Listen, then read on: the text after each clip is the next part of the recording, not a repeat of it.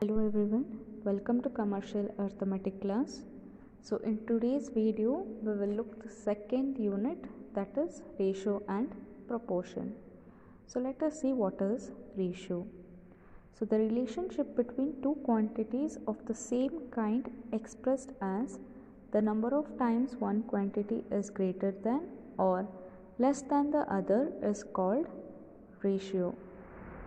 So here we are comparing two quantities which are expressed in the same unit of measurement and which belong to a same category. That is, you can compare or find out a relationship between income of two persons. So here the quantity is income and the unit of measurement should be the same, that is either it should be in rupees or in terms of dollars. So both the quantities that we are interested to compare or find out the relationship should be of the same kind, and also the unit of measurement should be same. So if A and B are the two quantities, then their ratio is A is to B, where A is called as antecedent and B is called as consequent. So we will be writing ratio as A is to, that colon is called as is to and it is read as is to. So here A is called as antecedent and B is called as consequent. So this is how you express a ratio. So a ratio may be indicated as a fraction. That is, A is to B can be written as A upon B. So ratio can be expressed in terms of fractions.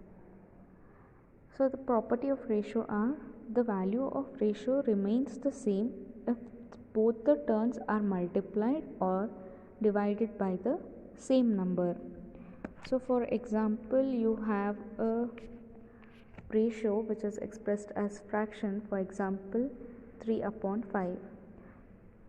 So the value of the ratio remains same if you're multiplying it with the same number. So for example, if I'm multiplying with 5, whatever the answer will be, the value of the ratio remains the same because you can divide this 5 and this 5. That is 15 upon 25. When you divide it again, you'll get back to the answer 3:5. So similarly in case of division, that is, if you're dividing both the terms by a same number, then the value of the ratio remains the same. A ratio can be calculated only when the quantity considered are of the same type. So the next property is ratio is a pure number which is free from any unit of measurement. So the final answer of ratio, there you have to note it that unit of measurement has we shouldn't write it because it is a pure number and it is free from any unit of measurement. So let us see few definitions that we will be studying in the ratio. The first one is simplest form of a ratio. So for a ratio there can be infinite different forms. So among these forms, the one in which there is no common factor other than 1 between the terms and both the terms are integers is known as the simplest form, or the other name is, it is known as the lowest form or the reduced form of ratio. So what does this mean? That suppose there are two quantities and between the two quantities there should be no common factor other than 1 and both the terms must be an integer. So such type of ratio is known as simplest form of a ratio. So for example, among the forms 300 is to 700, 30 is to 70, 3 is to 7 and 1.5 is to 3.5, 6 is to 4 of a ratio, 3.7 is the lowest form. So here you can see when you divide it by 100, you'll get the ratio as 3:7, and here you are dividing both the terms by 10, so you will get the lowest form as 3:7, and this is the lowest form because there is only one common factor, that is 1. So remaining other than 1 there is no common factor. So such type of ratio is called as simplest form of a ratio. So similarly you can see over this term the common terms when you try to find it out, it is 2 3s are 6 and 2 7s are 14. So again you'll get back to the term that is 3:7, which is nothing but your lowest form. So the next definition is value of a ratio. So the ratio 15:3 can be written as 15/3. We know that the ratio can be expressed as fraction, and when you simplify this fraction, that is 15 divided by 3, we get the value as 5. That is 3 5s are 15. So when you divide, the answer is 5, and this 5 is called as the value of the ratio. So the answer that you obtain when you simplify a ratio is called as value of the ratio. So the next definition is continued ratio. When there are 3 or more terms in a ratio, then it is considered as a continued ratio. So for example, monthly income of X, Y and Z is 9:12:15. So this is a continued ratio, and it can be expressed in the lowest form, that is 3:4:5. So this is called as continued ratio, that is 3 or more terms is involved in a ratio. So the next definition is compounded ratio. So for the ratios A:B and C:D, the ratio compounded is A:C into B into D.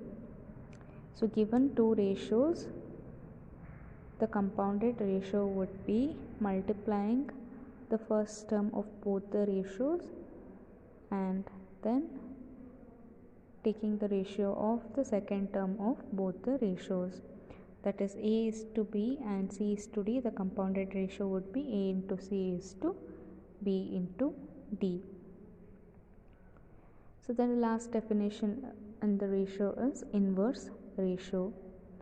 So for the ratio A:B, the ratio B:A is considered as the inverse ratio.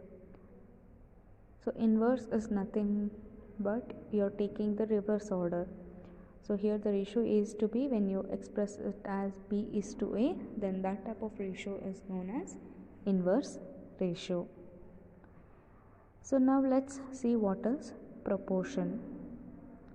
So if A, B, C and D are four quantities such that A:B is to C is to D, then A, B, C, D are in proportion. So there are four quantities which are expressed as A:B, which is in proportion to C:D. For proportion, you are writing 4 dots, that is 2 colons. So then such type of quantities is known as proportion. So in Kannada, most of the time they will be saying ishtadre ashtak ishtu, which is nothing but proportion. So proportion is the equality of two ratios. So here you can see there are two ratios, and taking the equality of those two ratios is nothing but proportion. So a simple proportion is of the form A:B, which is in proportion to C:D, and is read as A:B as C:D. So the proportion is written as, this is the simplest form of the proportion, that is A is to B as C is to D. And out of these four terms, the terms in the middle are known as means and the other two as extremes. So here the terms in the middle, that is B and C, are known as means and A and D are known as extremes.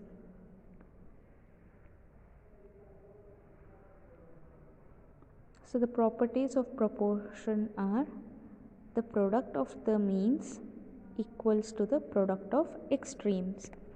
So we know what is means and extremes. So this property says that the product of means is equal to product of extremes, that is B into C is equal to A into D. So the property says product of means is equal to product of extremes. The second property is, the order of magnitude remains the same in each ratio of the proportion. So here in each ratio the order of the magnitude remains the same. So next is an important property, that is rule of 3. So what does it state is, the product of means equals to the product of extremes. So using this principle we can determine the unknown quantity given the remaining 3. So suppose you are given a proportion A is to B as C is to, and you don't know what is the D term, but we know the property that the product of means is equal to the product of extremes. Given these 3 quantities, you can find out the 4th quantity. So this is known as rule of 3. So the definitions, some of the important definitions in proportions are compound proportion. So in a proportion, when there are more than 2 ratios, it is called as compound proportion. In general, the compound proportion is written as A is to B as X is to Y as C is to D. So here there are more than 2 ratios, that is there are 3 ratios over here, which is A is to B as X is to Y as to C is to D. So if you have a proportion of this kind, then that is known as compound proportion, which can be written as A into C is to B D and X is to Y are in proportion. Whenever you have this kind of proportion, you can simplify it and write it as AC is to BD and X is to Y are in proportion, that is you are multiplying the means and extremes. So this is important because you will be using in your problems. So note that these 2 terms and these 2 terms are multiplied and they are taken as the ratios and they are expressed in terms of proportion. So here A, C and Y are extreme terms and B, D and X are the means of the proportion.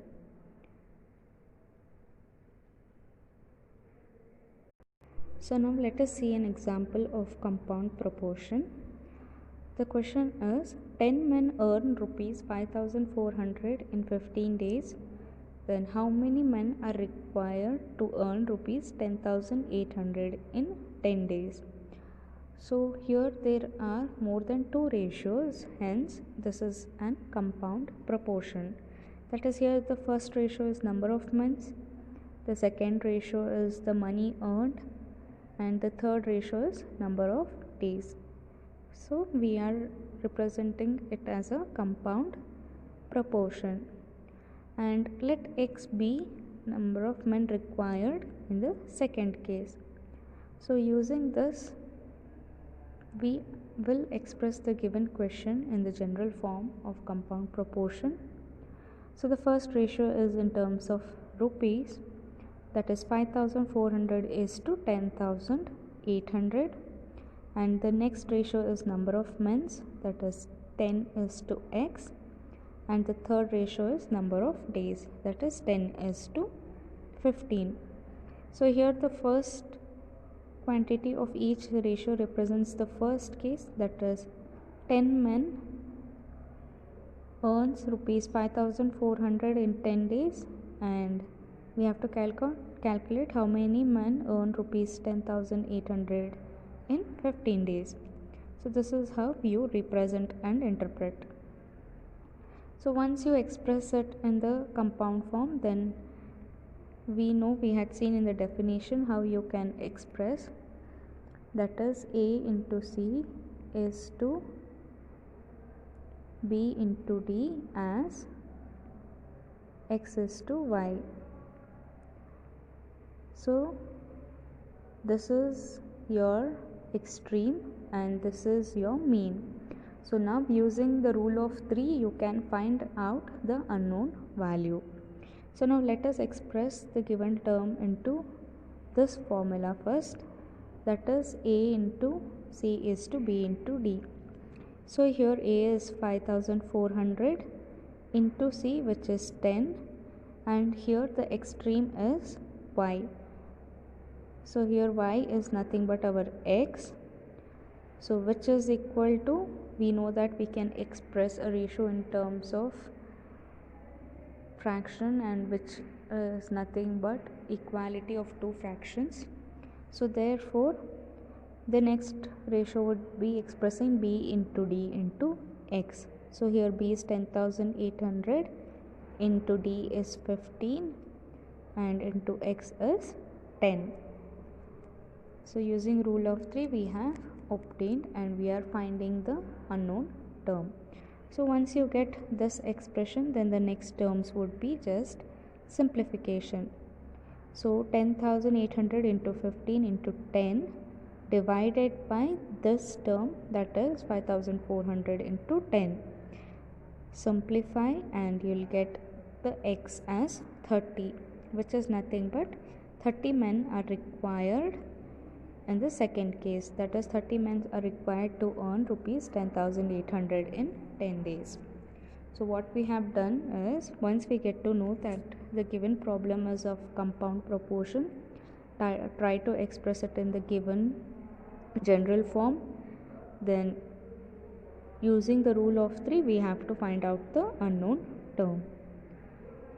So the next definition in proportion is direct proportion or variation, which is if the quantities are said to be directly varying, that is if one quantity increases the other quantity will also increase. So such type of examples are known as direct proportion or variation. So this next important definition is inverse or negative proportion or variation. That is, quantities are said to be inverse if increase in one quantity will result in decrease in the other quantity, or vice versa. So if both the quantities increase, as one quantity increase, if the other quantity also increase, then it is known as direct proportion. If the reverse happens, that is if one quantity increases the second quantity decreases, then that is known as inverse or negative proportion. So in the next class we will solve some problems. So that's it for today. Thank you.